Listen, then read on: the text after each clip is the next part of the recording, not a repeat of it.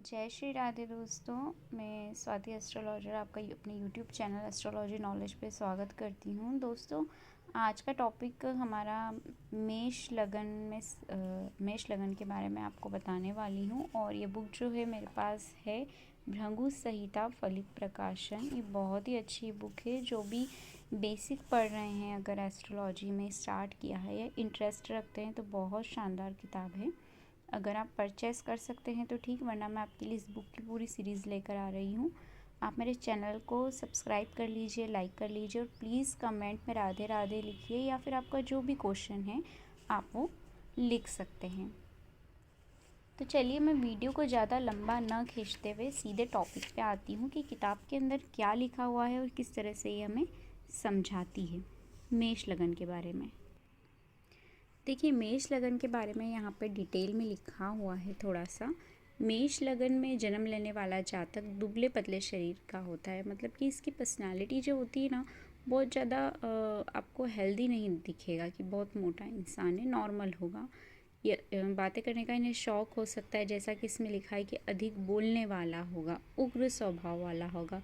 अब ये सामान्य सी बात है कि मेष लगन यानी मंगल देव आ गए हैं लगन में ही, गुस्सा तो होगा ही। ऐसे इंसान का नेचर जो होगा, उससे गुस्सा बहुत आता होगा। ठीक है, अच्छे से रहना पसंद होगा, रजोगुणी है, थोड़ा सा अहंकार, चंचल, बुद्धिमान भी होगा, धर्म से जुड़ा हुआ भी होगा। ठीक है, इनकी संतान देखने में आता है कि कम ही होती है, जैसा इसमें लिखा हुआ अल्पसंतत्वान, अधिक पित्त वाला। ठीक है, सब प्रकार के भोजन करने वाला, उदार कुल दीपक तथा स्त्रियों से अल्प स्नेह वाला अथवा द्वेष रखने वाला। जातक यदि स्त्री हो तो पुरुष से कम स्नेह अथवा द्वेष रखने वाली होती है। ऐसे लोगों की अपोजिट जो होते हैं, अगर मेल है तो फीमेल और फीमेल है तो मेल से थोड़ा कम ही बनने में इनका तालमेल जो होता है बैठ पाता है। इसके शरीर का रंग कुछ लालिमालिए होता है। मतलब थोड़ा सा धूप में निकलते हैं ना, तो ऐसे लोग कई बार रेडिश हो जाते हैं, अगर फेयर कलर है उनका तो भी। मेष लगन में जन्म लेने वाले जातक को अपनी आयु के छठे, 8वें, 15वें, 21वें, 36वें, 40वें, 45वें, 56वें तथा 63वें वर्ष में शारीरिक कष्ट एवं धन हानि का सामना करना पड़ता है। देखिए कितना बड़ा इसमें प्रिडिक्शन लिखा हुआ है कि भाई इस आयु के अंदर आपको प्रॉब्लम फेस करनी पड़ सकती है।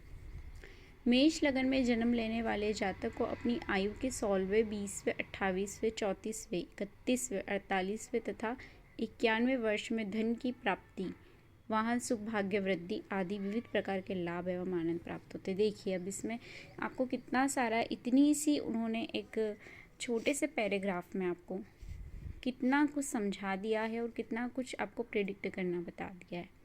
ठीक है, हम थोड़ा सा आगे बढ़ते हैं।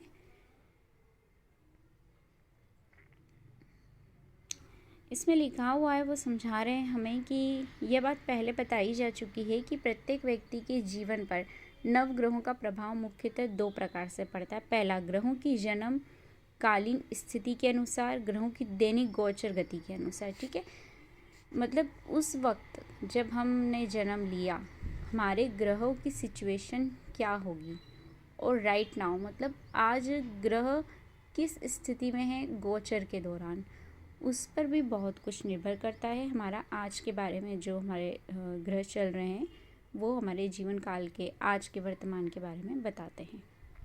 ठीक है, जातक की जन्मकालीन ग्रह स्थिति जन्म कुंडली में दी गई होती है, जैसा कि हम सभी जानते हैं। उसमें जो ग्रह जिस भाव में और जिस राशि पर बैठा होता है, वह जातक के जीवन पर अपना निश्चित प्रभाव निरंतर स्थायी रूप से डालता रहता है। देखिए ये बात बिल्कुल सही है कि आपकी कुंडली में जो ग्रह जिस राशि में बैठा होगा, उसका बहुत बड़ा इम्पैक्ट पड़ता है। देखिए मैं ये आपको बुक से इसलिए समझाने की कोशिश कर रही हूँ ताकि आपको डिटेल में बहुत अच्छे से समझ में आ जाए। आप बस ऐसे ही यूट्यूब पे मतलब आप देखते हैं कि ये प्लेसमेंट यहाँ है वहाँ है, उससे हमें आधी जानकारी मिलती है। ये बहुत डिटेल में आपके लिए वीडियो जो है वो रेडी हो रही है। हो सकता है मैं इसे ज़्यादा लंबा ना करके हाफ करके 2 या 3 पार्ट में बनाऊं। आप प्लीज़ चैनल को सब्सक्राइब कीजिएगा और मेरे साथ बने रहिएगा, क्योंकि बुक से सीधा नॉलेज आपको मिल रहा है। ठीक है। और बुक्स में आप जानते कुछ गलत नहीं होगा, कुछ मन से नहीं बताया गया होगा। हम आगे बढ़ते हैं।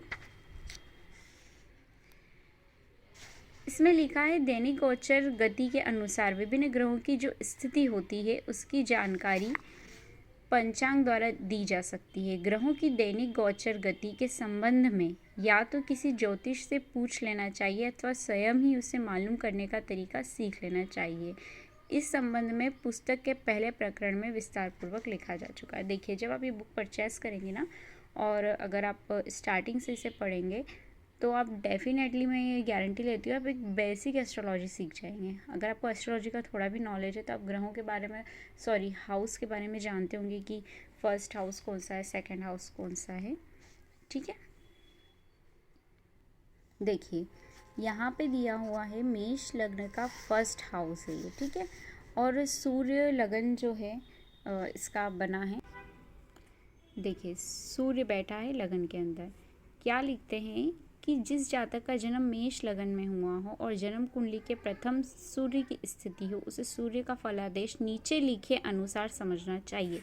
जैसा कि बुक में लिखा हुआ है, सूर्य फर्स्ट हाउस में यानी प्रथम भाव में उच्च का होकर अपने मित्र मंगल की राशि में बैठा हुआ है। देखिए, दोनों सूर्य और मंगल फ्रेंड होते हैं, है ना, मित्र राशियां हो गई है। अतः इसके प्रभाव से जातक स्वस्थ शरीर वाला, मध्यम कद वाला, स्वाभिमानी, तेजस्वी तथा परम विद्वान होता है। अब देखिए, उसका पूरा स्ट्रक्चर आपको ये 2 लाइन में बता दिया है उन्होंने कि उसकी हेल्थ कैसी होगी, उसकी पर्सनैलिटी कैसी होगी, वो कैसा दिखता होगा। अगर आप एक अच्छे एस्ट्रोलॉजर बनना चाहते हैं ना, तो आप सिर्फ इसको ही पढ़ के ये प्रिडिक्ट कर सकते हैं, आप ये बता सकते हैं कि वो दिखने में कैसा होगा। ठीक है, समझने की कोशिश कीजिए कि कितनी बड़ी बात आपको जो क्लासों में समझाई जाती है वो बुक के अंदर लिखी हुई मिल रही है। बस आपको थोड़ी सी मेहनत करने की ज़रूरत है। हम आगे बढ़ते हैं।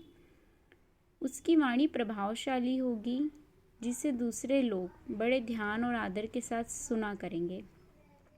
संतान पक्ष की प्रबलता, बुद्धिमता, साहस, धैर्य, शक्ति, व्यवहार कुशलता, महत्वाकांक्षा आदि गुण जातक को सहज से प्राप्त होंगे। देखिए, क्या बता रहे हैं वो कि उनकी वाणी इतनी प्रभावशाली होगी कि सब लोग उन्हें सुनना पसंद करेंगे। मतलब इंसान समझदारी वाली बातें करेगा। ठीक है, अगर, लेकिन एक सिचुएशन में और बता दूं, अभी हम फर्स्ट ही मतलब आप लोग आगे नहीं बढ़े हैं, लेकिन मैं आपको बता दूं कि यहाँ पे जो सूर्य बैठा है, ठीक है, बस यहाँ पे ऐसा ना हो कि शनि आ जाए या दूसरा कोई ग्रह आ जाए जो देख रहा हो, या यहाँ पे बैठ के शनि से देख रहा हो, या शनि यहाँ बैठा, ऐसा कुछ भी हो, वाणी वाले हाउस में बैठा हो, तो ऐसा इंसान है ना, कई बार मतलब ऐसे बोल देता है कि हर्ट भी हो जाता है। ठीक है, तो दूसरे प्लैनेट्स का भी हमें ध्यान रखना पड़ता है, पर यहाँ पे हमें बेसिक बातें बताई जा रही हैं जो हमें अभी इनिशियल स्टेज पे सीखने की होती हैं। दूसरा ये बोलते हैं कि स्त्री, व्यवसाय, स्वास्थ्य तथा झगड़े टंटे के भाव सप्तम भाव पर सूर्य की नीच दृष्टि पड़ रही, इसलिए जातक को दाम्पत्य सुख में कमी और कलेश की प्राप्ति होगी। देखिए, सीधा सा सूर्य कहाँ देख रहा है, यहाँ शुक्र के हाउस को देख रहा है ना, तो वो कैसे रिजल्ट देगा, दृष्टि का भी उन्होंने यहीं पर बता दिया। देखिए, आपको ज़्यादा दूर जाने की ज़रूरत नहीं, कितना अच्छा लिखा हुआ है उन्होंने कि अगर वो सप्तम दृष्टि से 7th हाउस को देख रहा है तो आपका व्यवहारिक जीवन अप एंड डाउन हो सकता है। ठीक है, थोड़ी नोक झोंक आपकी हो सकती है। इसी प्रकार उसे अपनी जीविका उपार्जन, यानी कि आपको अपने रोज़मर्रा के कार्य, अपना व्यवसाय जो है क्षेत्र में, उस क्षेत्र में आपको अनेक प्रकार की कठिनाइयों का सामना करते रहना होगा। ऐसे सूर्य वाले जातक की पत्नी या पति अधिक सुंदर नहीं होता और वह उसकी मर्जी के मुताबिक भी कुछ कम चल पाता है। रीज़न ये है कि सूर्य 7वीं दृष्टि से 7th हाउस को देख रहा है। सूर्य एक उग्र ग्रह होता है। ठीक है, तो ऐसा व्यक्ति के जो स्पाउस होते हैं वो बहुत सुंदर नहीं हो सकते, 100% तो नहीं, मे भी पॉसिबिलिटी कि वो ठीक ठाक हों लुक में और थोड़ा उनका नेचर तेज हो, आप दोनों में थोड़ी खटपट होती हो, पर तालमेल बैठाया जा सकता है ना। ऐसा तो है ही नहीं कुछ असंभव हो, सब कुछ संभव होता है। हम रेमेडी करते हैं कई बार कि हमारा नहीं बन रहा है तो क्या करना चाहिए, तो वो सब चीज़ें हम आगे जानेंगे। ठीक है, अब हम बात करते हैं मेष लगन में सेकंड हाउस में सूर्य जो है वो हमें क्या रिजल्ट देगा। सूर्य धन भाव में अपने शत्रु शुक्र की राशि पर बैठा हुआ है, अतः इसके प्रभाव से जातक को आर्थिक मामले में कठिनाइयों का सामना करना पड़ेगा। मतलब अगर सेकंड हाउस में सूर्य आके बैठा है तो आपको धन संबंधी थोड़े मामलों में कठिनता हो सकती है ऐसे व्यक्ति को। ठीक है, जिसके भी मेष लगन में सूर्य अगर उसका दूसरे स्थान में बैठा है तो दूसरा स्थान किसका होता है, कुटुंब, रत्न, बंधन आदि का होता है। ठीक है, धन का होता है, वाणी का होता है। इस भाव में शत्रु श्रेय सूर्य की स्थिति के कारण जातक के संतान पक्ष में बाधाएं आएगी तथा विद्या अध्ययन में भी कमी बनी रह सकती है। देखिए आपको कितनी सारी प्रेडिक्शन जो है यहाँ पे देखने को मिल गई है, बस आपको थोड़ा सा डिकोड करना है ना। हो सकता है ऐसा व्यक्ति की वाणी जो ना वो दमदार हो, मतलब थोड़ा सा उसमें सूर्य की राजाओं जैसी बातें करना, ये भी मैंने जो पढ़ा है बुक में नहीं है, लेकिन मैं अपनी तरफ से आपको बता रही हूँ। और भी बुक्स हैं जिनमें और भी डिटेल में आपको जानने को मिल सकता है। हम आगे दूसरी किताबों का भी अध्ययन करेंगे और मेरे पास जो नोट्स है वो भी मैं आप लोगों के लिए लेके आऊँगी अलग से, ताकि आप ज़्यादा से ज़्यादा जानकारी घर बैठे पा सकें। आप अपने बच्चों की पत्रिका देख सकते हैं, आप खुद के बारे में काफ़ी कुछ जान सकते हैं। ठीक है,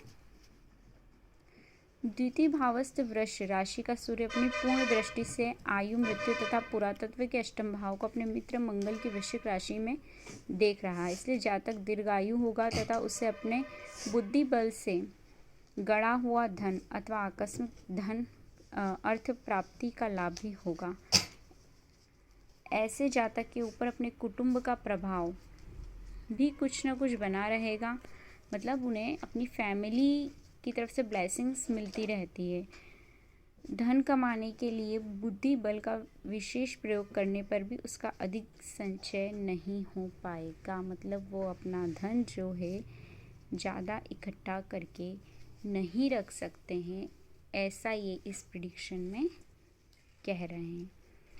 ठीक है, अब मैं आपको एक चीज़ और बता देती हूँ कि संभावना है, पॉसिबिलिटी है कि सूर्य जो है वो अष्टम भाव में देख रहा है। ठीक है, ऐसे जातक को हड्डियों से संबंधित प्रॉब्लम हो सकती है। आप ये नोट्स एक कॉपी पेन लेके बैठिए, बीच बीच में कुछ बातें मैं आपको ऐसी बताऊंगी जो किताब में नहीं लिखी हुई है ना, जो हमने हमारे टीचर से पढ़ी है, वो भी मैं आपके साथ शेयर कर रही हूँ। तो आप जहाँ भी हो थोड़ा सा पॉइंट करके लिख लीजिएगा, और वीडियो को आप एक काम कीजिए कि बार बार आप देखिए, समझिए। मैंने बहुत ही आराम से पढ़ के बताया। अगर आप स्क्रीनशॉट लें तो भी आपको बुक भी नहीं खरीदनी पड़ेगी और आपके नोट्स भी बन जाएंगे। मैं सिर्फ इतना चाहती हूँ कि ज़्यादा से ज़्यादा लोग हमारी सनातन जो हमारी नॉलेज है, हमारी एस्ट्रोलॉजी है, ज्योतिष विद्या है, जो ऋषि मुनि गुरुदेवों ने दी है, हम उसका प्रचार प्रसार करें, है ना, और ज़्यादा से ज़्यादा उसे हम लोगों में शेयर करें।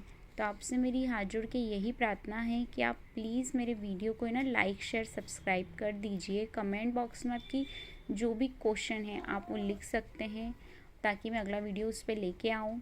और दूसरा, आप अपने फ्रेंड सर्कल में वीडियो शेयर करें, या फिर थोड़ा एस्ट्रोलॉजी सीखने का ट्राई करें। आप इंटरेस्ट लेते हैं तो अपनी पत्रिका देखें, अपने बच्चों की देखें, उनका नेचर कैसा है। ठीक है, ऐसे ही अगली वीडियो में मैं आपसे मिलूँगी। तब तक के लिए राधे राधे।